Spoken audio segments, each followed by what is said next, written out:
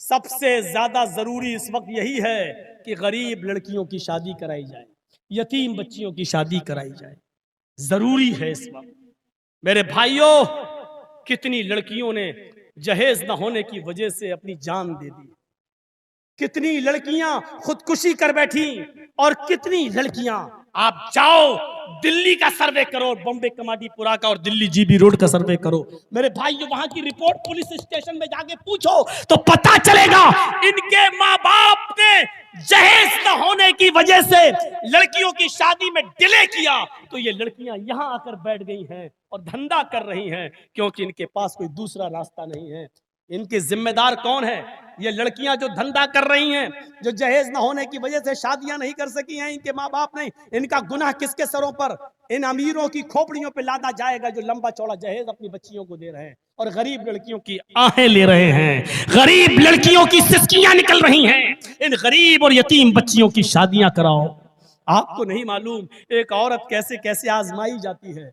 जाअतनी साइला, बुखारी शरीफ की हदीस के अल्फाज हैं। हजरत आयशा कहती हैं कि मेरे पास एक मांगने वाली आई, मेरे पास एक मांगने वाली आई, माहा सबियान, उसके साथ दो छोटे छोटे बच्चे थे, उसके साथ दो छोटे छोटे बच्चे, एक बच्चे की उम्र 5 साल, दूसरी तरफ देखा दूसरे बच्चे की उम्र 7 साल। मेरे पास एक औरत मांगने वाली आई और उसके पास दो बच्चे थे। वो आई और कहती शई अल्लाह, घर में कुछ हो तो अल्लाह के नाम पर मुझे दे दो।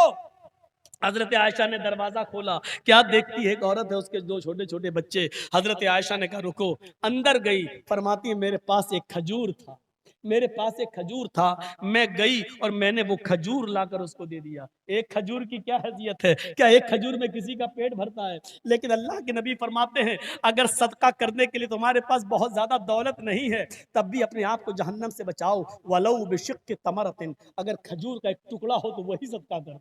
जरा तसव्वुर करो, खजूर का एक टुकड़ा सदका करने से भी मेरे भाइयों नजात मिलती है। हजरत आयशा कहती है मेरे पास टुकड़ा नहीं, पूरा खजूर था, एक मैंने लाके दे दिया। उस औरत ने दाएं देखा और बाएं देखा और अपने खजूर के, उस खजूर के दो टुकड़े कर दिए, आधा इस बच्चे को दे दिया और आधा इस बच्चे को दे दिया। पानी पीती और चली जाती है। लेकिन मुस्लिम की हदीस में ये आया है, हजरत आयशा ने जब बच्चे को और औरत को देखा तो अंदर गई और फरमाती है कि मेरे पास 3 खजूरें थी।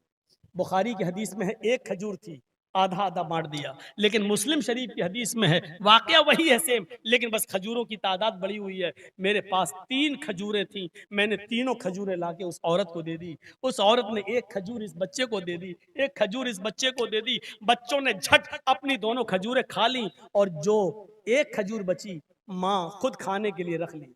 वो भी भूखी थी, माँ ने उस खजूर को अपने खाने के लिए रखा, लेकिन अभी रोक लिया। बच्चे को पानी पिलाना चाह रही है, बच्चों खा लो। बच्चों ने अपनी अपनी खजूर खा ली। माँ जब अपनी खजूर खाने के लिए चली तो वो दोनों बच्चे माँ की खजूर पर झपट गए, अम्मी ये भी दे दो, अम्मी भूख लग रही है। तो उस माँ की ममता को जोश आया और माँ ने खुद नहीं खाया बल्कि अपनी खजूर के भी 2 टुकड़े कर दिए, आधा आधा, और आधा इसको दे दिया, आधा इसको दे दिया और पानी पीकर चली गई। अल्लाह के नबी जब घर में तशरीफ लाए तो हजरत आयशा ने कहा अल्लाह के रसूल आज ऐसा ऐसा मंजर सामने आया है। उस औरत ने अपने खजूर के भी 2 टुकड़े कर दिए, खुद भूखी रह गई लेकिन बच्चे को खिला। अल्लाह के नबी ने कहा आयशा क्या ये मंजर तुमने अपनी आंख से देखा है? हाँ। आयशा क्या उस औरत ने अपनी खजूर के भी 2 टुकड़े कर दिए? हाँ। आयशा क्या तुमने उस आधी आधी खजूर को देखा? उन दोनों बच्चों ने खा लिया? हाँ मैंने देखा। आयशा क्या उस औरत ने खुद नहीं खाया? नहीं खाया अल्लाह के रसूल। आयशा देखो सच बताना। अल्लाह के नबी मैंने झूठ कब बोला है आपसे? आयशा कयामत के दिन तुम्हें गवाही देना पड़ेगी।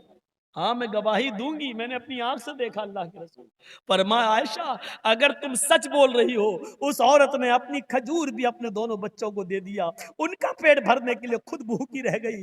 वजबत अलैहल जन्ना, वजबत अलैहल जन्ना। ऐसा करके उस औरत ने अपने ऊपर जन्नत वाजिब कर ली, ऐसा करके उस औरत ने जन्नत अपने ऊपर फर्ज कर ली, ऐसा करके उस औरत ने अपने आप को जन्नती बना दिया।